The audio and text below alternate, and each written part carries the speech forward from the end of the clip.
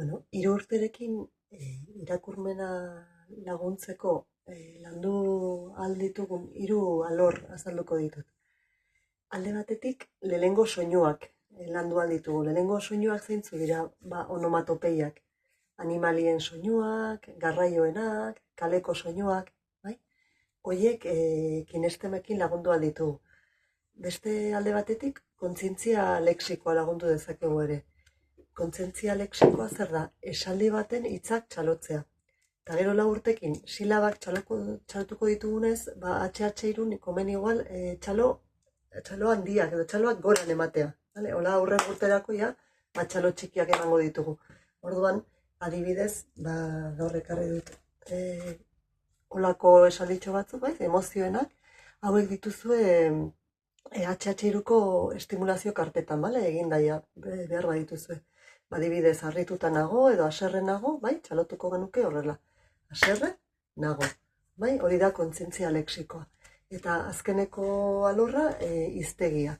Hiztegi ezagutza ona badute, etorkizunean, bai, ahozko mezuak, bai, irakurtzeko testuak, hobeto ulertuko dituzte. Orduan, hiru alorroiek, bale? Lehenengo soinuak, onomatopeiak, kontzientzia lexikoa, esaldi sinpleak txalotzea, hitzak txalotzea, eta hiztegia.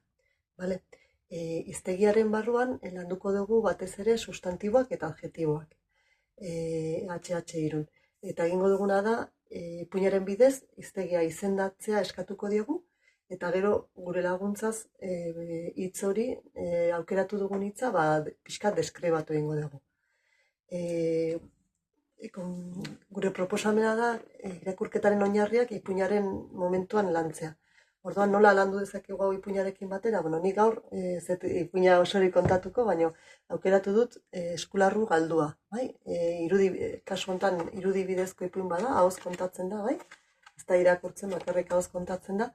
Eta 3, 4 eta 5 urtekin proposamena ipuin berdinarekin ingo dut, horrela zuek ikusteko zein den progresioa, bale? Proposamen bada, gero zuek erabaki. Orduan, HH-irun, kontatuko genuke ipuina, ez da? Ipuin honetan animalitxo baserritar batek eskularrua galtzen du, eta hotza dagoenez, bai? Animaliak banan, badoaz eskularru barruan sartzen, bai? Orduan, pixkat ipuina horren inguruan da, bai? Eskolan badago. Orduan, zuek ipuina kontatzen duzuen einean, bai? Badibidez, bai? Aipatu dezakezue, txoritxo agertzen denean, txoritxoaren onomatopeia ipuinaren kontaketaren barruan, txio, markatzen duzue lehenengo soinua, bai? Kasentan, txakurra agertzen bada, eta txakurrak, guau, eta markatzen dugu soinua, bai? Sagoarena, eta goaz kinestemak sartzen, soinuekin. Zer gertatzen da, kinestema beti aho inguruan egiten da, ordan umean nahi gabe, joango da, ahoan fijatuko da, soinu hori keinu batekin lotzen hasiko da, ez diogu eskatuko umeari egitea, nahi gabe gehienak hasten dira keinuak egiten eta errepikatzen. Baina guk bakarrik egingo duguna da soinua egin eta keinua, ze horrek emango dio soinu hori refortzu bat, eta euskerarako ere balioko digu. Orduan, edozein ipuinekin, soinu batzuk sortuko ditugu, bai? Zuek nahi dituzuen soinuak, bai?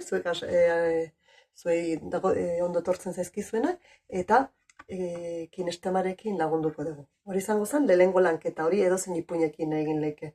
Bai? Bigarren esan dugu kontzientzia lexikoa, igual ipuina bukatzerakoan, bai? Adibidez, eukia ditugu prestatuta, eguraldi txartelak, bai? Edo emozio txartelak, haserre nago, pozik nago, hauek estimulazio karpetan daude. Eta horrela, ipuina bukatzerakoan, edo ipuina, nola sentitu zen baserritarra txakurrak eskularrua topatu zuenean? Pozik dago, ez da? Pozik dago, oazen txalotzera, zen bat txalotazke, pozik dago, 2 txalo, bai? Eta seguralde zegoen, edo zeuraldi dago, elurra ari du, ez da? Elurra ari du, hartzen dugu txartela, eta elurra ari du. Bai, hauek adibidez oso erraz dira txalotzeko edozein ipuinetan. Nik hasiko nintzateke ikus laguntzarekin, emozioekin eta eguraldiarekin. ipuin guztietan egongo da emozioren bat, egongo da eguzkia, euria, edo dena delakoa, eta hola umeek badaukate laguntza bat.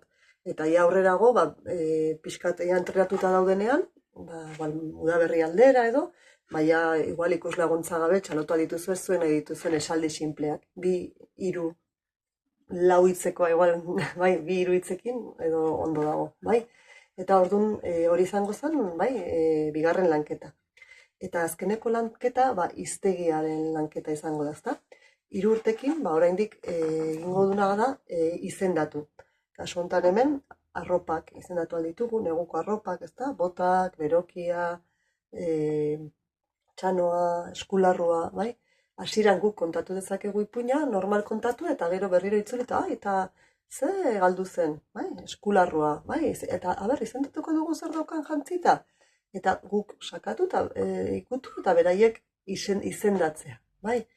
Eta guk aukeratu dezakegu, bai, eguneroko, agertuko dira hiztegi bat, bat baino gehiago, baino aukeratu dezakegu hitz bat, bai? Guri garrantzia emango diogun adibidez, kasu honetan izan leke elurra, bai? Gu nahi dugu elurra hitza landu. Batzuentzako ezaguna da, baina beste astuentzako ez ezaguna izango da. Orduan, elurra hitza izendatuko dugu, zer da, elurra. Eta saiatuko da pixka deskribatzen beraiekin. Horria, gaitasun narratiboak lantzen ari gara. Nolakoa da, txuria da, bale? Txuria da, gogorra edo biguna da. Eta noiz sortzen da, hotz dagoenean. Eta ibiltzerakoan, aztarnak sortzen dira. Eta elurra dagoenean, elurrarekin, zer egin dezakegu? Pilotak, bolak, panpinak, bai?